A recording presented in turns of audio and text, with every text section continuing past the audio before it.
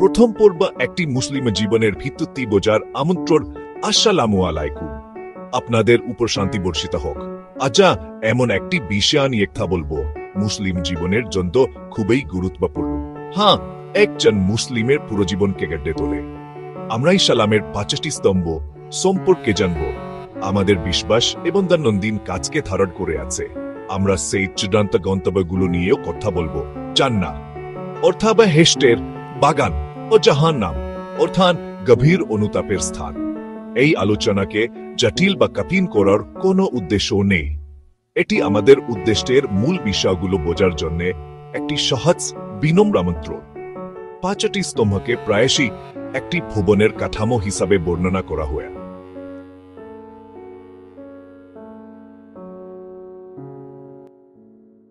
Worm cinematic lighting, দ্বিতীয় পর্ব, ইমানের প্রথম ধাপ শাহাদা। এটি মৌখিক সাক্ষ্য ইয়া ইসলামের দরজা খুলে দেয়। এটি একটি সহজ কিন্তু শক্তিশালী বাক্য।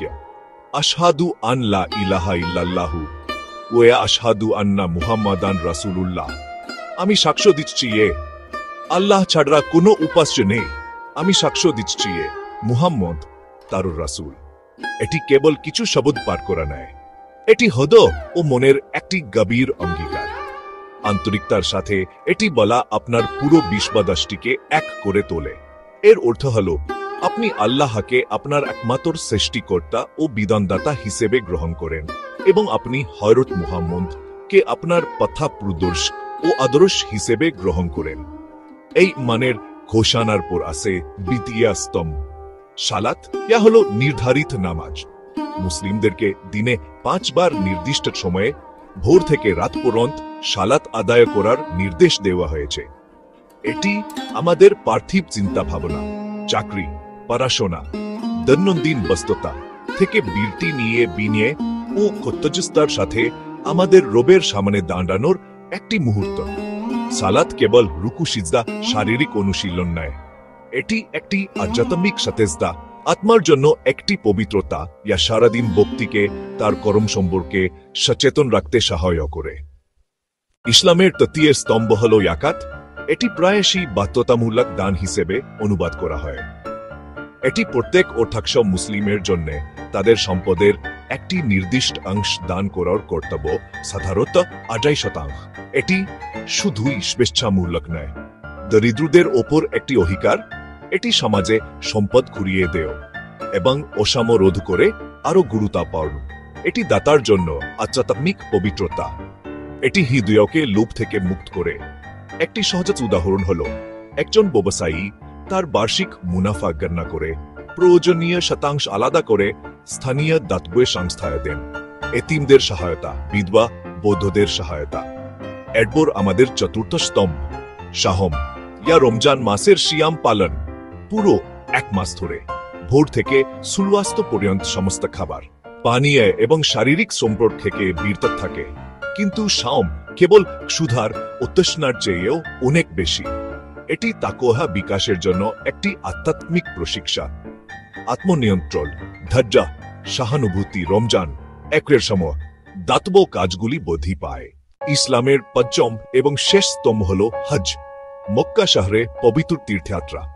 এই যাত্রা প্রত্যেক প্রাপ্তবয়স্ক মুসলিমের জন্য বাধ্যতামূলক। শারীরিকভাবে ও আর্থিকভাবে সক্ষম হলে জীবনে অন্তত একবার। হজ এমন একটি যাত্রা যা জাতি, জাতীয়তা এবং সামাজিক মর্যাদাকে মুছে দেয়। একই সাধারণ সাদা পোশাকে, একই আচার অনুষ্ঠান। আল্লাহর দৃষ্টিতে একজন ব্যক্তিকে আলাদা করে আছে শুধুমাত্র তাকওয়া, ধার্মিকতা। জান্নাত বাসবর্গ হল সেই চিরস্থায়ী আবাস তাদের জন্য প্রতিশ্রুত যারা আল্লাহকে বিশ্বাস করে, তাদের রাসূলদের নির্দেশনা অনুসরণ করে এবং সে জীবন যাপন করে। কুরআনে এটিকে অকল্পনীয় সুন্দরতা ও নিখুঁত শান্তির স্থান, একটি চিরস্থায়ী সুখের বাগান বলা হয়েছে। জান্নাতে কোনো রোগ নেই, কোনো দুঃখ নেই, কোনো ভয় নেই, কোনো কষ্ট নেই। এখানে বিশ্বাসীরা প্রিয়জনদের সাথে পুনরায় মিলিত হবে। সবচেয়ে বড় পুরস্কার হবে স্বয়ং আল্লাহকে দেখা। অন্যদিকে জাহান্নাম বা নরক হল অপরিসীম কষ্ট ও অনন্ত অনুতাপের স্থান। এটি একটি কঠোর সতর্কবাণী এবং আল্লাহর নিখুঁত ন্যায় বিচারের প্রকাশ। এই সতর্কবাণী নিজেই একটি রহমত, ইয়া আমাদের বংশের পথ থেকে পরিত্রাণের দিকে ফিরিয়ে দেয়।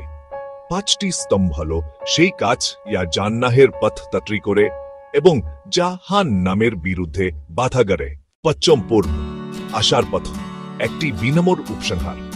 এটা মনে রাখা খুবই জরুরি, এই পথ রাতারাতি পরিপূর্ণতা অর্জনের জন্য নয়। ইসলাম একটি যাত্রা, এই জীবনে কোনো গন্তব্য নয়। আমরা মানুষ, আর আমরা অনিবার্যভাবে ভুল করব। আমরা হোঁচট খাব এবং আমাদের বিশ্বাস কখনো কখনো অন্য সময়ের চেয়ে বেশি শক্তিশালী মনে হবে। আল্লাহর সাথে আমাদের সম্পর্কের সঙ্গদরে হলো তোবার দরজা সবসময় খোলা থাকে। আজ কথা হলো আমরা কখনো পারি না তা নয়, বরঞ্চ প্রতিবার এখন আমরা পারি তখন আমরা আবার উঠে দাঁড়াই। এটি আন্তরিক প্রচেষ্টা, অবিরাম চেষ্টা, অনুতপ্ত হৃদয় নিয়ে আল্লাহর দিকে ফিরে আসা। ছোট সহজবোধ্য পদক্ষেপ দিয়ে শুরু করুন। যদি আপনার নামাজ নিয়মিত না হয় তাহলে দিনে মাত্র একটি নামাজ প্রতিষ্ঠা করার দিকে মনোযোগ দিন।